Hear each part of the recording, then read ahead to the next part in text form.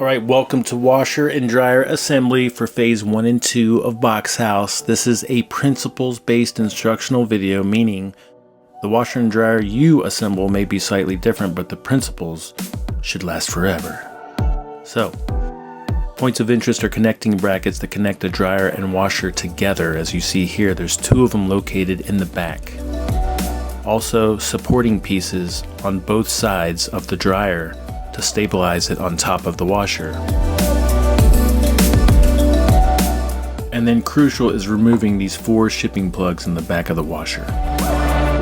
First principle, gather everything you need before starting so that you're not stopping your process to go get something you forgot. Now what you'll need for this assembly is a cutting knife, a screwdriver or a drill with a Phillips head, ideally with an extension, and then also a socket wrench with a 13mm socket for removing the shipping plugs. Next principle is think about your order of processes. Because the washer is on the bottom and the dryer is on top, it only makes sense to load the dryer into the truck first and the washer last so that we can bring the washer into the house first. You'll see what I'm talking about. So when we load the dryer into the truck, we want to make sure that we have the front of the dryer facing the front of the cab, so that when we pull the dryer out of the truck, the rear of the dryer goes to the rear of the house. Now, pro tip, the washer is kind of heavy, so if it's at an elevated position, we found it very useful to use the friction of the washer up against another washer to ease the washer coming down versus us trying to do it with our own brute strength.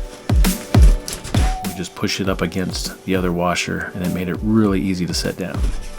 Same thing, we want to make sure that the washer is facing front of the cab, so we find the front and we make sure that we load the washer into the truck facing forward. When we get to the house that we're going to assemble the washer and dryer in, Greg goes ahead and opens both doors. Good job, Greg, to make it easier to bring the washer and dryer into the house. And then we've got one person cutting the plastic pieces and opening the box, while the other is another principal, clean as you go bro, doing his best to keep things nice and tidy so that we don't have to have a lot of cleanup after we're done, and so that we don't leave a mess for our other fellow Box House peeps. And you'll notice here Greg is neatly folding the cardboard. If there's a plastic bag involved in this assembly, we can use that to put in the styrofoam and other plastic trash. Now we're going to situate the washer on the edge of the tailgate, and we're going to break off the bottom styrofoam piece so that when we pull the washer off, the rest of it just falls off. Just like that. We're going to bring it into the house, and we're going to set it down gently, and then again, clean as you go bro. We're taking off all shipping tape and plastic to make it easier for ourselves and others in the future.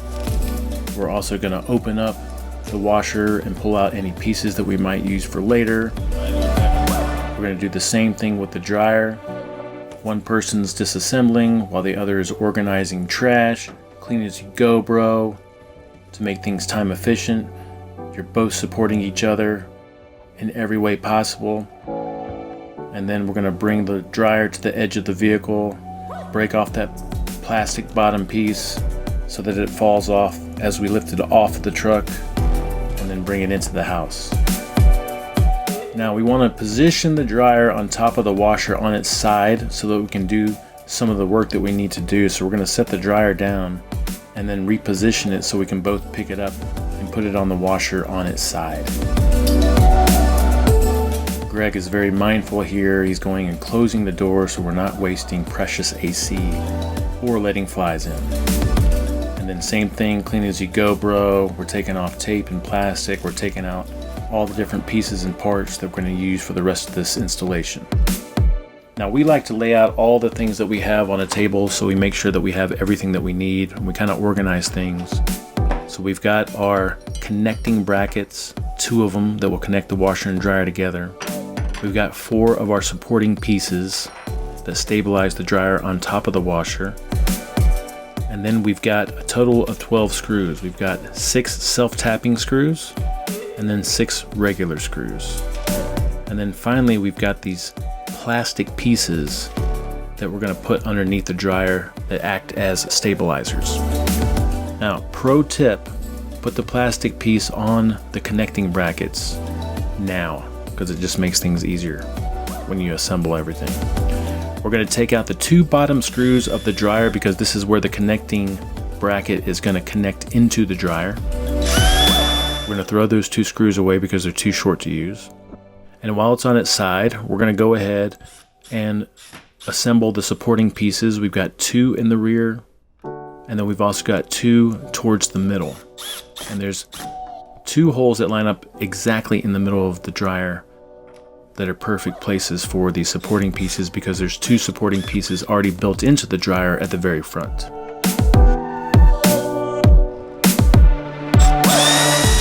Now we're going to assemble the connecting brackets. We've got 2 self-tapping screws that we're going to put in on the side. Helps to have your partner hold this thing in place and seat it towards the back. Once we've got those 2 on the side, then we're also going to make sure we put this one on the top. That gives us a total of 3 self-tapping screws for each bracket. Then we're going to be really careful and turn the dryer upright and make sure that we set the dryer on the supporting pieces.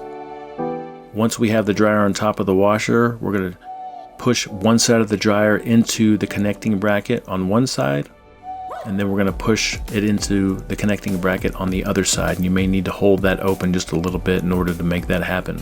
But once it's inside of both of those connecting brackets, we can push the dryer back and fully seat it towards the rear.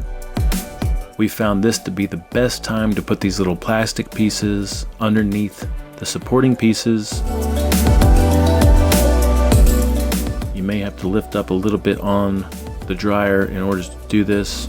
We've also got a couple plastic pieces that go at the front of the dryer. They go underneath the front supporting pieces, just like that. We're going to do the same thing on the other side. And then finally, now that everything's situated, we're going to screw the remaining regular screws into the back of the supporting brackets and into the back of the dryer, but we're going to do this very nice and lightly. Next, we're going to take the extension to the drain hose coming from the dryer and connect it to the drain hose coming from the dryer. We're going to pull that off of the dryer, and then it helps to wet the end of this piece to make it easier to fit into the extension. Do that however you need to. Connect those 2 together, and then we're just going to let that hang for when we end up connecting everything else to our plumbing.